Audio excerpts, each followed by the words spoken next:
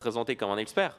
Elle a eu des engagements en plus politiques d'extrême gauche. Je vous les ai rappelés de façon très factuelle. Elle participait au jeudi communiste de la Révolution permanente. Elle a été donc candidate sur liste de l'Union populaire en Suisse. Il y a une succession de mensonges, en effet, et de récupération politique dont on a parlé. D'abord, pour ceux qui n'ont pas vu le documentaire, d'abord, il y a l'idée selon laquelle Lola aurait été victime d'un trafic d'organes international. Donc je vais vous demander une fois pour toutes, j'ai été, je pense, assez poli lorsque je vous ai formulé cette demande, je la fais de façon plus insistante, laissez-moi, une fois pour toutes, poser mes questions, s'il vous plaît. Mais je peux vous assurer, puisque c'était le sens induit de votre question, il n'y a pas de biais. On travaille de manière extrêmement pluraliste, vous savez. Je voudrais revenir, vous expliquer que le but de vos émissions, c'est peut-être de bâtir des ponts et pas simplement être dans le clash ou dans l'opposition ou de mettre peut-être du sel sur des plaies. Je voudrais revenir sur un documentaire de la série La Fabrique du mensonge qui a été diffusé le 21 mai dernier. C'était sur, je cite, « Affaire Lola, chronique d'une récupération ». Pendant près de 80 minutes, ce programme a mis en cause la prétendue extrême droite, affirmant notamment, je cite, qu'en quelques jours à peine, une opération d'influence et de manipulation a été orchestrée, que cette récupération n'avait qu'un but, faire de la politique en s'emparant de l'affaire, en propageant de fausses informations et des théories du complot, tout en profitant de l'émotion nationale. Fin de la citation, allant jusqu'à évoquer, nouvelle citation, la crainte des services de l'État de voir se produire un attentat terroriste d'extrême droite sur notre territoire. Fin de la citation. Je vous rappelle les faits. Lola, 12 ans, a été assassinée à Paris en octobre 2022. Elle a été violée, torturée, son corps a été dissimulé dans une malle. La principale mise en cause était une ressortissante algérienne sous OQTF qui était restée sur le territoire malgré une obligation de le quitter.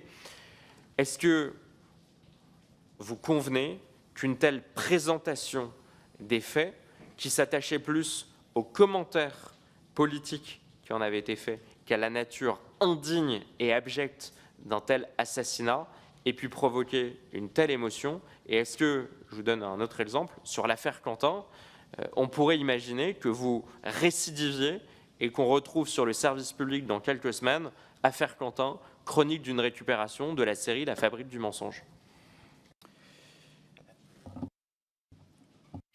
C'est bon? Vous m'entendez? Ok, très bien. Monsieur le rapporteur, vous évoquez une affaire très grave et très douloureuse. Vous me permettrez donc de lire peut-être quelques lignes, parce que je veux être le plus précis possible et je veux répondre par écrit à ce sujet.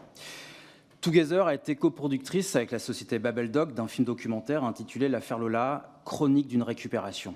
Ce documentaire a été diffusé le 21 mai 2023 sur France 5 en prime time dans le cadre de la collection La Fabrique du mensonge, qui s'intéresse, comme son nom l'indique, à la construction, à la diffusion des fausses informations et aux tentatives de manipulation de l'opinion, notamment et essentiellement sur les réseaux sociaux. Nous pensons que cette question de la désinformation n'est pas secondaire dans le climat actuel marqué par l'explosion des fake news sur les réseaux sociaux et que c'est le rôle du service public de s'en emparer. Le meurtre de la petite Lola, survenu le 14 octobre 2022, est un crime abominable qui a ôté la vie d'une jeune adolescente, plongé sa famille et son entourage dans une douleur indicible et frappé d'effroi tous les Français. Ce que le film montre, de manière très documentée, avec de nombreux témoignages, 7 mois après le drame, après avoir rappelé les circonstances du crime et son horreur, c'est un autre fait qui n'avait pas été traité médiatiquement. C'est comment une tentative de récupération de ce drame a eu lieu et comment elle a choqué la famille de la petite Lola et encore ajouté à sa douleur de la douleur. Quelques jours à peine après la mort de leur enfant, les parents de la petite Lola ont demandé d'arrêter publiquement d'utiliser le nom, l'image de leur fille à des fins politiques, car le prénom de Lola, son visage et sa photo ont été abondamment brandis et exploités lors de rassemblements, sur Internet également, sur les réseaux sociaux et de manière très organisée, avec même des noms de domaine, comme Justice pour Lola, achetés par des groupuscules identitaires à des fins de propagande politique. Et c'est cette réalité factuelle et rien d'autre que les journalistes, auteurs de ce film, ont mis à jour après des mois de travail. Pour avoir mis à jour cette réalité, pour avoir fait leur travail, le réalisateur et les autres personnes ayant participé au film ont été menacés et harcelés sur les réseaux sociaux. Leurs noms, leurs adresses personnelles ont été révélés. Karim Rissouli, qui animait donc le débat qui suivait cette projection, a été menacé de mort. et il est devenu la cible de menaces haineuses et racistes, ce qui a entraîné son placement sous protection. Donc voici la réalité des faits, mesdames et messieurs les députés, de ce que l'on a pu subir, nous, aujourd'hui, et ce qu'on peut subir encore lorsqu'on fait son travail de journaliste. Donc je rappelle bien plusieurs choses. Nous étions du côté de la famille en réfléchissant justement sur ce qu'avait été cette affaire d'une récupération politique, et uniquement de cela. Merci. Ça permet de préciser effectivement que la famille de Bermerté, la famille de Lola avait dit très clairement qu'elle ne voulait pas de récupération politique et qu'on a vu très clairement, et il faut aussi l'accepter et voir la réalité telle qu'elle est, qu'un des responsables de la campagne d'Éric Zemmour avait fait monter le hashtag Lola sur Twitter, avait mené une vraie campagne sur les réseaux sociaux pour faire monter le sujet. Donc voilà, je pense que ce n'est pas le lieu de débattre de ça, mais il faut aussi être capable de voir ce qu'on voit. Et oui, la famille de Lola s'est plaint d'une forme de récupération. Et oui, il y a eu des gens qui, sur les réseaux sociaux, ont fait monter ce sujet avec des hashtags Lola d'une petite fillette. Vous venez de rappeler la gravité de ce qui lui est arrivé, monsieur le rapporteur. Donc il faut que chacun balaye devant sa porte parce que personne ne doit instrumentaliser un tel meurtre. Et il y a eu une forme d'instrumentalisation. Pardonnez-moi de rajouter un dernier point, monsieur le rapporteur, parce qu'il y avait une deuxième question sur l'ensemble de la collection La Fabrique du mensonge. Je vous précise que quelques mois avant, La Fabrique du mensonge avait, pour vous dire qu'il n'y a pas de biais, quand La Fabrique du mensonge se saisit de quelque chose qui me semble important aujourd'hui, c'est comment protéger les générations des mensonges sur les réseaux sociaux. La Fabrique du mensonge a fait un documentaire qui s'appelait Terroristes en réseau, qui raconte comment le mensonge d'une collégienne relayé sur les réseaux sociaux par les islamistes radicaux a mené à un crime terroriste, celui de, malheureusement, Samuel Paty. Et pour une dernière chose, parce que c'est un peu solennel, mais je pense que ce documentaire était très difficile à faire, très douloureux, parce que le contexte était horrible. Donc je vais prendre les mots de Delphine, la maman de Lola, une seconde, et voilà ce qu'elle dit, monsieur le rapporteur. Elle dit « C'est dans ces moments difficiles, d'une violence extrême, que le meilleur côtoie le pire. Le meilleur, c'est la solidarité. C'est la fraternité qui permet de croire encore aux valeurs qui nous unissent. Le pire, ce sont les utilisations de l'image de notre fille à des fins mercantiles ou politiciennes. » Merci pour vos réponses. Dernière question sur ce sujet, parce que ça s'inscrit, le sujet de l'affaire Lola, vous avez décidé de le traiter dans le cadre de cette série La Fabrique du mensonge. Je cite encore, vous avez expliqué que suite à ce meurtre ignoble, l'extrême droite, je cite, diffusait de fausses informations. Je n'ai pas bien compris, pourtant j'ai regardé le reportage. Quelles sont les fausses informations que prétendue extrême droite aurait diffusées? Est-ce que c'est le fait de dire que ce meurtre abominable avait été commis par une ressortissante algérienne sous OQTF? Est-ce que c'est le fait de dire que si les OQTF étaient exécutés en France, peut-être que Lola aujourd'hui serait vivante? Pourquoi avoir décidé de consacrer un épisode entier en l'appelant La Fabrique du mensonge à la prétendue récupération politique du meurtre de Lola? Quelles a été les fausses informations et les fake news? Parce que vraiment, j'ai du mal à comprendre en quoi ces informations relayées ont été des fake news. Donc voilà, c'est la dernière question que je vous pose sur le sujet, deuxième et dernière, mais ça m'intéresse. Allez-y, et le rapporteur pourra demander à la famille de Lola pourquoi ils ont considéré qu'il y a eu de la récupération, parce qu'à un moment donné, ça va bien 2 minutes. Il y a eu de la récupération, et l'extrême droite, ça existe dans un pays. L'extrême gauche, ça existe. L'extrême droite, ça existe. L'extrême gauche, ça existe. La droite, ça existe. La gauche, ça existe. Chacun défend ses idées, et c'est leur droit. Mais à un moment donné, sur un sujet aussi grave, je le redis, pardon, j'ai aussi des convictions. C'est la famille elle-même de Lola qui a considéré qu'il y avait eu de la récupération. Donc allez lui demander à la famille de Lola pourquoi elle a considéré qu'il y avait eu de la récupération. Ça n'empêche pas de répondre sur une autre question. Voilà, mais... Bien sûr, non, mais je vais répondre. Oui, allez-y, allez-y. Ah, pardon. Monsieur le Président, est-ce que vous pouvez, s'il vous plaît, me laisser poser mes questions sans reformuler les termes, sans m'interrompre, sans poser une question à l'issue? Est-ce qu'il y a un moment où, dans mon rôle de rapporteur, vous allez lui donner un peu de respect et me laisser poser mes questions directement aux interlocuteurs et aux personnes auditionnées, sans systématiquement me reprendre et me dire quelles questions méritent d'être posées et quelles questions, en fait, ne méritent pas d'être posées? Parce que là, ça fait à peu près depuis le début de cette audition qu'à chaque fois que je pose une question, quasiment 2 fois sur 3, vous me reprenez. Donc je vais vous demander une fois pour toutes. J'ai été, je pense, assez poli lorsque je vous ai formulé cette demande. Je la fais de façon plus insistante. Laissez-moi, une fois pour toutes, poser mes questions, s'il vous plaît. Alors, monsieur le rapporteur, on va être très courtois et très respectueux, les gens nous regardent. Vous êtes le rapporteur, je suis le président. Vous m'interrompez Voilà, le président. Non. Bon, je n'ai jamais interrompu. Je vous ai jamais interrompu. J'ai jamais interrompu. Vous avez vous-même évoqué Quentin, monsieur le rapporteur. Vous savez très bien aujourd'hui l'état de notre société, les fractures qui existent. Donc je ne reformule pas. Je vous donne tout le temps que vous avez. On va continuer, on a encore tout le temps. Je suis à votre disposition. Je suis à votre disposition, monsieur le rapporteur. Arrêtez de mentir aux Français. On pourrait faire des auditions de 2 heures. Parce qu'on va dire la vérité. Je pourrais faire, comme beaucoup de présidents de commission d'enquête, faire des auditions de 2 heures. Je vous ai dit depuis le début de cette commission d'enquête que j'étais à votre disposition, que si les auditions devaient durer 4 heures, elles duraient 4 heures et elles duraient 5 heures. J'ai juste dit, et j'arrête là, monsieur le rapporteur, que sur un sujet aussi grave que Lola, vous avez parfaitement le droit de poser des questions sur Lola, et je ne veux pas du tout commenter vos questions. J'ai simplement dit qu'il fallait faire attention à ce qu'on disait sur un tel sujet, puisque la famille de Lola elle-même, j'ai apporté cette précision. Arrêtez de penser qu'une précision, c'est un commentaire. J'ai simplement... Non, j'ai rien accusé du tout, monsieur le rapporteur, je ne vous ai pas empêché de poser de questions, je ne les ai pas commentées, je ne les ai pas instrumentalisées, j'ai juste apporté une précision. J'ai dit que sur un sujet aussi grave que Lola, il fallait apporter aussi ce que la famille avait dit, et c'est son droit, j'ai apporté simplement cet élément au débat, point. Allez-y, monsieur. Et si je voulais entraver, je le dis aux Français qui nous écoutent, je ferais des auditions de 2 heures, et ça serait beaucoup plus rapide et efficace. Non, vous parlez des mensonges donc, qu'on aurait donc, dévoilés. Je vais vous faire une réponse assez simple. Il y a une succession de mensonges, en effet, de récupération politique dont on a parlé. D'abord, pour ceux qui n'ont pas vu le documentaire, d'abord, il y a l'idée selon laquelle Lola aurait été victime d'un trafic d'organes international. Ça, c'est un des premiers mensonges, parce que plusieurs vidéos virales sortent très vite, quelques heures seulement après le meurtre. Et selon cette théorie du complot, qui est un sujet très discuté sur TikTok, la jeune fille a été kidnappée par un réseau de trafic qui aurait revendu les organes de cette jeune fille. C'est horrible. Donc il y a ce genre de fake news, et c'est ce premier mensonge qu'on a écarté et révélé. Deuxième mensonge, c'est une récupération politique. C'est celle qui est dénoncée par les parents de Lola, par ses avocats. C'est l'achat de noms de domaine sur Internet, tels que Justice pour Lola, c'est l'utilisation de hashtag Lola sur les réseaux et l'utilisation ad nauseam du visage, de l'image de Lola à des fins politiques et médiatiques. Voilà les éléments qu'on a juste rappelés très factuellement.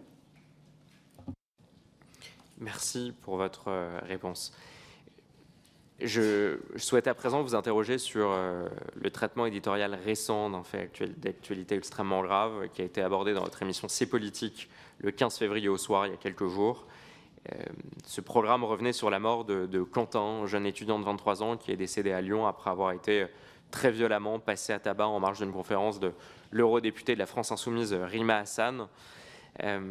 Au moment de la diffusion de l'émission, une enquête judiciaire était en cours. Mais il y avait déjà plusieurs éléments substantiels qui étaient connus ou qui étaient en voie de consolidation par les enquêteurs.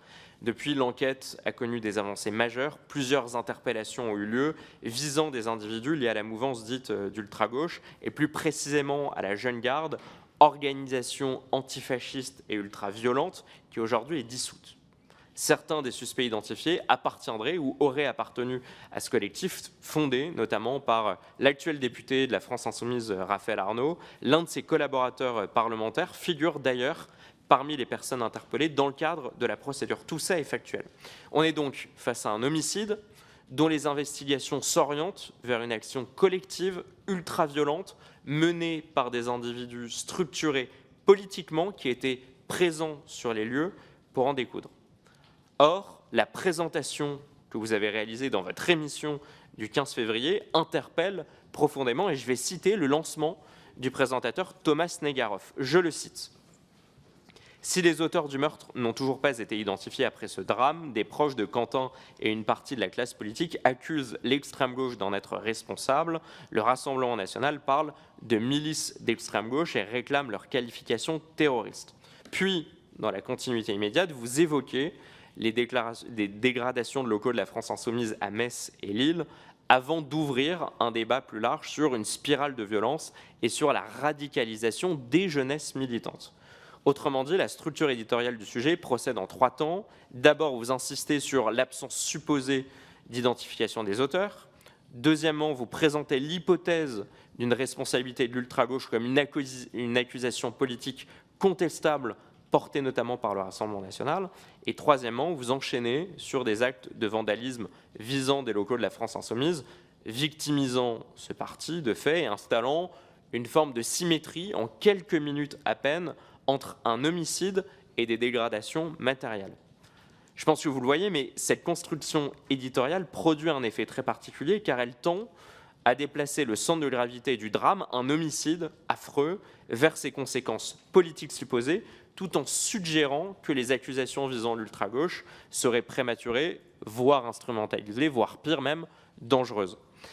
Je pense que vous voyez aujourd'hui que les résultats connus de l'enquête montrent que plusieurs suspects appartiennent bien à cette mouvance de la jeune garde associée à la France insoumise, qu'il y a eu une logique d'ultra-violence évidente.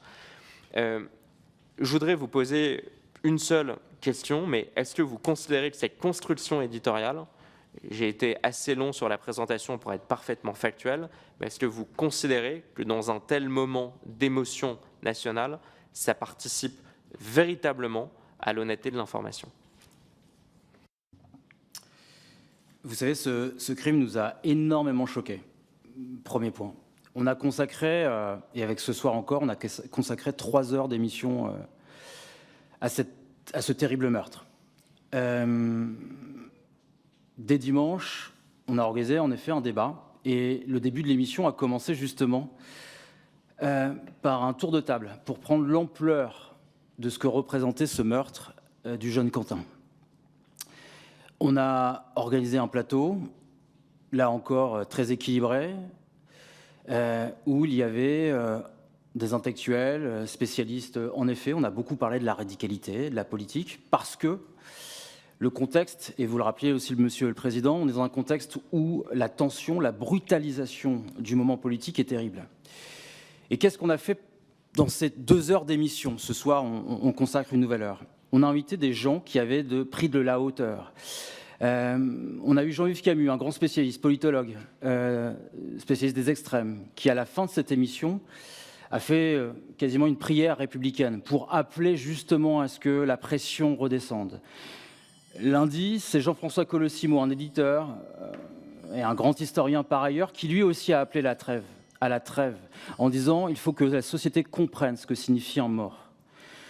Donc, on a pris ce sujet avec la plus grande gravité, sans jamais minorer les faits qui sont arrivés, le meurtre d'un jeune homme parce qu'il avait des opinions politiques. Et je rappelle juste aussi également que dimanche, le procureur n'avait pas défini précisément et n'avait pas encore parlé, parce qu'on rappelle dans le lancement d'ailleurs dont vous faites état de M. Snegarov, et un peu plus tard, que la conférence de presse du procureur intervenait le lendemain à 15h. Mais à aucun moment, il a été minoré le rôle ou certains. À l'époque, dimanche, c'est un débat politique. Donc certains, en effet, et plusieurs personnalités politiques, notamment 2 ministres ce jour-là. On parle donc de Gérald Darmanin, garde des Sceaux, qui pointe en effet la responsabilité de l'ultra-gauche, et du ministre de l'Intérieur. Donc à aucun moment on a écarté cette piste, au contraire on en a parlé, à tel point qu'on en a débattu. Là aussi je termine, mais certains de nos invités, notamment je pense à Jacques de Saint-Victor, qui est historien, chroniqueur au Figaro Magazine, qui lui a montré du doigt et désigné l'extrême gauche comme étant, pouvant être responsable, en disant que les mots pouvaient avoir des conséquences gravissimes. Donc ce que je veux dire ici, c'est que nos émissions, et je le rappelle vraiment avec beaucoup d'importance, parce que j'en suis fier, nos émissions, elles ont un intérêt, à mon avis, pour le service public et globalement pour les citoyens, c'est que dans ces moments d'ultra-violence, de lourdeur, de polarisation, de brutalisation, on essaye d'avoir des personnes sur notre plateau qui fassent redescendre la température et qui nous permettent de parler. Je veux dire, lundi, on avait beaucoup d'invités. Eugénie Bastier, que je ne vais pas présenter, mais qui est une journaliste au Figaro, face à un jeune journaliste de Regard, donc qui est une revue plutôt à gauche. Ils ont réussi à se parler. Et ils n'ont pas la même culture, ils n'ont pas les mêmes idées, ils n'ont pas les mêmes opinions. C'est ça ce qu'on essaye de faire. Merci beaucoup. Ce qui permet de nous dire très solennellement ici que aucun combat ou aucune cause politique ne peut justifier qu'on tue ou qu'on meure pour ses idées en France en 2026. Monsieur le rapporteur, je vous cède la parole. Merci, Monsieur le Président. Vous expliquez que dans le traitement de l'information que vous avez faite et dans le plateau que vous avez animé, vous avez convié des experts, des invités qui permettaient de faire redescendre la température. Je cite encore vos propos, on a invité des gens qui ont pris de la hauteur. Lors de cette même émission, vous receviez notamment Madame Stéphanie Prezioso. Je voudrais revenir sur la manière dont elle a été introduite à l'antenne. Je vais citer sa présentation. Je cite: l'antifascisme, son histoire, son actualité. C'est votre sujet, Stéphanie Prezioso. Merci d'être avec nous. Historienne, professeure d'histoire à l'Université de Lausanne, spécialiste du fascisme et de l'antifascisme. Votre dernier livre, Découvrir l'antifascisme, aux éditions sociales, est sorti en mai dernier. Avec vous, on reviendra aux racines idéologiques de l'antifascisme, ce qu'il veut dire, ce qu'il a voulu dire, ce qu'il veut dire aujourd'hui, et à quel moment la lutte politique peut basculer dans l'affrontement. Est-ce que vous diriez que cette présentation qui a été faite de Madame Prezioso était suffisamment neutre et parfaitement honnête pour traiter d'un sujet aussi sensible? Il faudra voir l'ensemble des participants à ce plateau. Juste, Madame Prezioso a été présentée au titre de ce qu'elle est en effet aujourd'hui. C'est-à-dire qu'elle est historienne, professeure à Lausanne, en Suisse. On n'a pas précisé l'ensemble de son CV, mais on a justifié et expliqué qu'elle était une historienne engagée sur ces questions en fait, d'antifascisme. Mais je rappelle que l'essentiel n'est pas là. L'essentiel de son CV, l'essentiel, c'est qu'elle a discuté avec des gens, des historiens, des personnalités, des intellectuels qui n'étaient pas de son avis. Je pense que vous faites référence qu'en effet, c'est une spécialiste de l'antifascisme. On voulait comprendre quelle était la naissance. Pour beaucoup de Français, si vous voulez, quand on parle d'Antifa ou de Jeune Garde, ils ne savent pas du tout de quoi on parle. Donc avoir une historienne qui connaît ces courants et cette histoire, moi, en tant que journaliste, il est très important que le dimanche soir, malheureusement, nous sommes à la veille de cette terrible nouvelle, qu'on comprenne de qui on parle. Donc on prend une historienne qui connaît ces mouvements. En face, on a des historiens et des personnalités, je rappelle, Jacques de Saint-Victor, sur Twitter la veille, qui annonce aussi, lui, qui considère que les antifas sont responsables. Donc il fallait avoir ce genre de personnalité pour qu'on puisse avoir une discussion. Mais à aucun moment on n'a caché qui elle était, on a bien précisé, et Thomas, lors de l'émission, a rappelé qu'elle était positionnée, située, parce qu'en effet, elle est historienne de ce mouvement. Mais il n'y a jamais eu de déséquilibre. Et encore une fois, inviter quelqu'un ne signifie pas pour nous partager ses opinions. Inviter quelqu'un signifie lui permettre d'adresser ses opinions à quelqu'un qui ne les partage pas. C'est ce qu'on essaye de faire. Ma question n'était pas celle du pluralisme de vos invités, mais de la présentation et de l'honnêteté de cette présentation de cette experte. Est-ce que selon vous, la présentation qui en a été faite, qui la présente comme une simple historienne, professeure à l'Université de Lausanne, spécialiste du fascisme et de l'antifascisme, était une présentation suffisamment honnête et transparente sur un plateau du service public, oui ou non? Est-ce qu'il aurait, selon vous, fallu ajouter d'autres choses, notamment d'éventuels engagements militants de cette personne-là? C'est une question de fermée, elle est très simple. Je vais vous faire la réponse, et je pense que je vous ai déjà répondu. On a rappelé qu'elle était positionnée, donc voilà ma réponse. Ce qui m'a choqué, c'est qu'on a auditionné M. Carra et les directeurs de l'information de France Télévisions. Ils nous ont expliqué que pour chaque intervenant en plateau sur France Télévisions, il fallait présenter leur éventuel engagement politique. Vous présentez sur un sujet aussi sensible que celui de l'assassinat de Quentin, une personne sous couvert d'expertise qui est historienne, vous le rappelez encore, à aucun moment on a caché qui elle était. Vous la présentez comme une historienne, une professeure à l'Université de Lausanne, spécialiste du fascisme et de l'antifascisme. Mais à aucun moment vous mentionnez qu'elle a été membre du mouvement suisse anticapitaliste Solidarité, qu'elle a exercé un mandat de conseillère nationale, qu'elle a participé à des événements organisés par des mouvements d'extrême gauche tels que les Jeudis communistes de la Révolution permanente, qu'elle a été candidate sur des listes de l'Union populaire en Suisse, qu'elle relaie publiquement sur ses réseaux sociaux des prises de position très régulières d'Olivier Besancenot, de Rima Hassan, qu'elle a même signé des appels à voter pour des candidats de la France insoumise. Comment est-ce que vous pouvez dire que sur un sujet aussi sensible que l'assassinat de Quentin, qui implique des mouvements d'ultra-gauche proches de la France insoumise, une telle présentation a été suffisamment honnête? Écoutez, je vous l'ai répondu, on l'a présenté comme une historienne située, je n'ai pas refait l'ensemble de son CV qui était bien postérieur, vous parlez de mandat, je crois, qui date il y a très longtemps, elle est suisse, elle n'est pas française par ailleurs. Je vous rappelle, on a fait ce débat dans une forme de contradictoire. Je n'ai pas rappelé par ailleurs non plus les tweets de certains de mes invités. Je ne vais pas citer les noms ici, mais j'avais un journaliste notamment et un historien sur ce plateau. Si je remonte ces fils, ces tweets, voilà, j'avais regardé les citations. Certains même des personnes qu'on a reçues lors de cette émission ont été, mais je ne me fie pas à la page Wikipédia donc d'une de ces personnes. On a dit d'elle qu'elle était proche d'Éric Zemmour. Donc, si vous voulez, moi, à ce moment-là, j'essaie d'avoir des infos assez factuelles et équilibrées. Je la situe suffisamment. Elle est de gauche, elle ne s'en cache pas, on n'en s'en cache pas. Elle est historienne de l'antifascisme. Je connais peu de personnes de droite être spécialistes de l'antifascisme. Donc, pour nous, il est évident que dans un parallélisme équilibré, on ne va pas refaire le CV, en effet, global sur plusieurs années de cette personne, mais on était dans l'équilibre.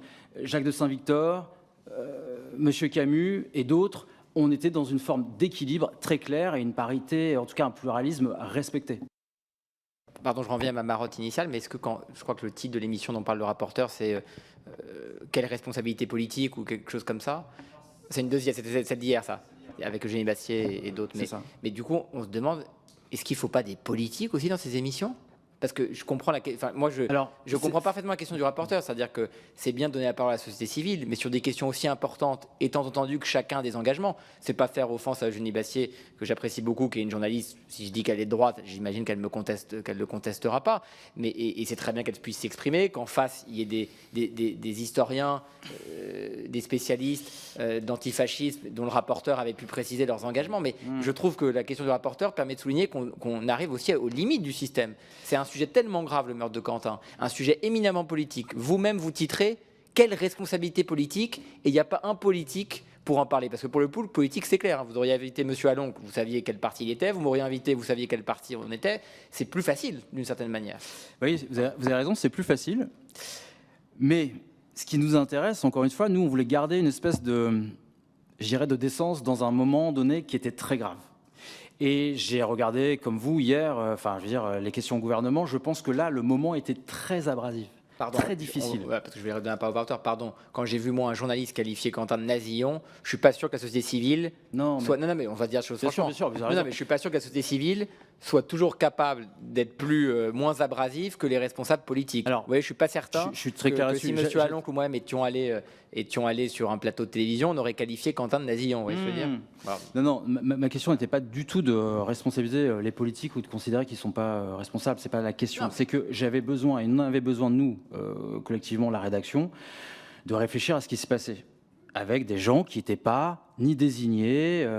Il fallait avoir des gens qui réfléchissent. Et c'est le cahier des charges que nous, on s'est fixé dans nos émissions, d'avoir des intellectuels, certainement situés. Mais c'était ça l'idée, en fait, pour nous. Après, sans doute, peut-être plus tard, on y reviendra avec des politiques. Mais, Monsieur le Président, pour vous répondre sur les invitations des politiques, c'est vrai que ce trimestre-là est très particulier. Et évidemment, à la fin du trimestre, on reprend les invitations des politiques. Nous-mêmes, on était assez frustrés. Mais là, du coup, ça fait un temps très compliqué pour, du coup, pouvoir assurer le pluralisme. Mais à la fin du trimestre, c'est sûr qu'on vous réinvitera. Merci pour vos réponses. Dernière question sur le sujet, parce que j'ai vraiment pas bien compris votre réponse. Dans la présentation qui a été faite de cette dame, que vous présentez comme une historienne de l'antifascisme, qui pourtant est une militante engagée qui a appelé à relayer des appels à voter pour la France insoumise, qui est donc dans cette histoire du meurtre de Quentin abominable, juge et partie, mais vous la présentez, le service public la présente comme une historienne, comme une experte, et donc ça trompe des millions de Français, de téléspectateurs qui vont regarder et qui vont prendre pour acquis ces commentaires. Est-ce que de la même façon, vous auriez par exemple présenté Marion Maréchal comme fondatrice d'un établissement d'études supérieures certifié par l'État? Est-ce que vous auriez présenté Sarah Knafo comme une ancienne magistrate à la Cour des comptes? Vous voyez ce que je veux dire? On a vraiment l'impression que ces experts que vous invitez sur vos plateaux, pour commenter en plus des faits extrêmement graves, à chaque fois quand ils sont de gauche ou d'extrême gauche, on occulte leur engagement politique, alors que pourtant c'est la règle chez France Télévisions. Dès qu'on a un engagement politique direct ou indirect, il doit être communiqué. Pourquoi ne pas l'avoir fait pour une émission qui traitait d'un sujet aussi grave et bouleversant que l'assassinat de Quentin? Je pense que je vous ai répondu et c'est faux. C'est-à-dire qu'à chaque fois, on présente la situation et l'orientation idéologique sans faire l'ensemble du CV. Je crois me souvenir que lorsque vous avez participé à notre émission, vous étiez face à Bastien François, donc, et on avait rappelé ses engagements écologistes à l'époque. Non, mais c'est vrai qu'il y a une règle, là je vais en soutien du rapporteur, je crois qu'elle a eu des mandats politiques, elle a occupé des mandats politiques, non? Non, pas en France. En Suisse, ouais. En Suisse, oui, non mais voilà, donc d'extrême gauche. Je crois écologiste. Je sais pas, bon, je vous laisse, voilà. Mais Non, mais je trouve qu'il faut quand même qu'il y ait une vraie règle chez France Télévisions. Quelqu'un qui a occupé, on n'essaye pas de vous coincer, on essaye aussi d'avoir à la fin. Moi, je pense que la question de savoir d'où les gens parlent est essentielle. Si on veut que les Français aient confiance dans les médias, et confiance dans les journalistes, et confiance en nous, les politiques, il faut qu'on sache d'où les gens parlent. Là, voilà, j'abonde dans le sens du rapporteur. Quelqu'un qui a été député d'extrême gauche ou de gauche, pardon, je la connais pas cette femme. Je veux pas qualifier ses engagements, mais qui a été une responsable politique. Bon, c'est quand même important de dire qu'elle a eu des engagements politiques. Elle n'est pas totalement neutre. Ça fait pas d'elle une moins bonne historienne. Mais enfin, elle a été, voilà, je vérifie en temps réel, oui, députée du canton de Genève de 2019 à 2023 pour le membre, sans doute le rapporteur l'a dit, de Solidarité puis de l'Union populaire. Monsieur le rapporteur, juste pour finir avec, je crois que Benjamin Lessane vous a répondu. Je ne dis pas qu'il n'y a pas de zéro risque quand on fait une émission. Je prends votre point. On fabrique un nombre d'heures incalculable avec beaucoup d'invités. Ce que je peux vous dire, c'est qu'à chaque fois, on essaye de situer l'invité, de comprendre d'où il parle. Alors peut-être que là, on aurait pu préciser quand c'est des invités qui ont une carrière ou un engagement dans d'autres pays que la France, peut-être qu'il faut quand même qu'on sorte des frontières. Ça, c'est un sujet dont on peut parler dans la rédaction. Mais je peux vous assurer, puisque c'était le sens induit de votre question, il n'y a pas de biais. On travaille de manière extrêmement pluraliste. Vous savez, moi, j'ai deux intangibles pour ma rédaction. Je ne suis pas journaliste, je ne m'en occupe pas directement. Mais mes deux intangibles, c'est, et je vous le dis, c'est vrai, c'est ma vie professionnelle qui témoigne de ça, c'est le pluralisme et l'indépendance de mes journalistes. Donc c'est eux qui décident et eux qui choisissent, mais je vérifie quand même, et je le sais, je leur fais confiance, ils sont engagés pour ça, qu'on respecte systématiquement les règles du pluralisme. Merci pour votre réponse. Monsieur Oulassane, vous sembliez minimiser. Je vous disais, elle a des engagements politiques. Elle mériterait donc d'être présentée comme telle. C'est une charte de France Télévisions. Le directeur de l'information nous l'a indiqué. Et vous me dites non, mais en fait, elle est écologiste.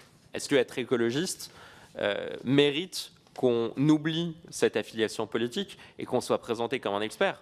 Elle a eu des engagements en plus politiques d'extrême gauche. Je vous les ai rappelés de façon très factuelle. Elle participait au jeudi communiste de la Révolution permanente. Elle a été donc candidate sur liste de l'Union populaire en Suisse. Elle relaie régulièrement les positions d'Olivier Besancenot et de Rima Hassan. Elle a appelé à voter pour des candidats de la France Insoumise. Mais même si elle n'était qu'écologiste, entre guillemets, est-ce que ça mériterait qu'on oublie cette affiliation politique et que sur vos plateaux du service public, vous continuiez à la présenter comme une simple historienne, surtout sur des émissions aussi importantes que celles qui traitent de l'assassinat de Quentin?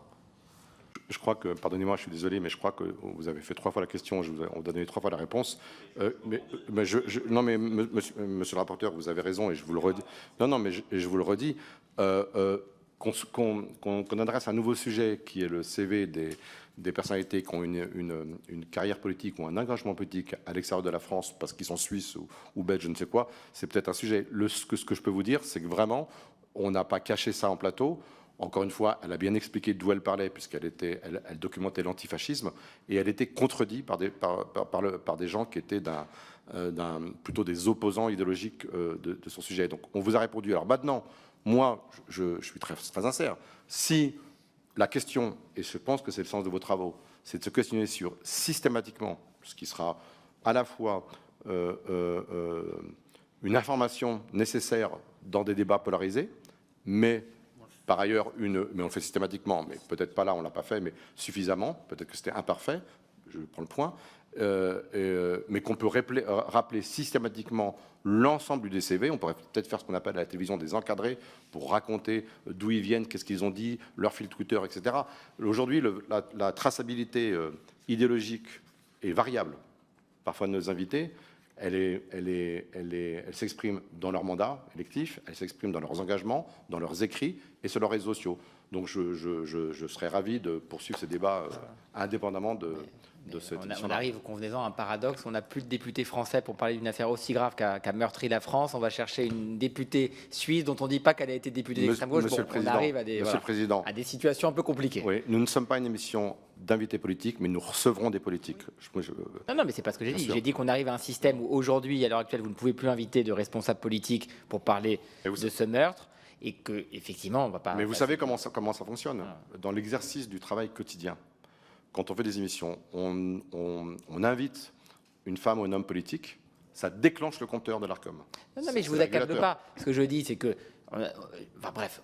Vous pourriez très bien nous dire, mais vous l'avez fait, je crois, que quand on invite un expert à la société civile, s'il a eu un engagement politique, on le dit, point. Je pense que ça, ça évite. Voilà. Vraiment, on le fait quasiment donc systématiquement. Ça a été un oubli. C'est vraiment notre obsession, on est totalement d'accord avec ça. C'est ce qu'on essaie de comprendre. Donc ça a été un. On est d'accord avec ça. D'accord. D'accord. Donc ça a été un oubli. Donc on peut, la question du rapporteur, votre réponse a été sans doute un oubli. La réponse, c'est que c'était pas. En tout cas, si le rapporteur pense que c'est. pas volontaire. C'est pas que c'est délibéré, c'est faux. Non. Donc c'était plus un oubli. D'accord. Bon, mais merci pour vos réponses. Et toute dernière question et précision sur le sujet. Si je m'en émeus autant, c'est que j'ai pu voir que cette dame qui était présentée comme une experte, comme une historienne, j'ai regardé l'émission et je vois qu'assez rapidement dans l'émission, elle explique, je la cite, on est face, en parlant de l'assassinat de Quentin, je la cite, on est face à une instrumentalisation insupportable du fait qu'on utilise la mort d'un jeune de 23 ans pour faire de la politique et attaquer la France insoumise. Cette femme avait pourtant appelé, quelque temps auparavant, à voter pour des candidats insoumis.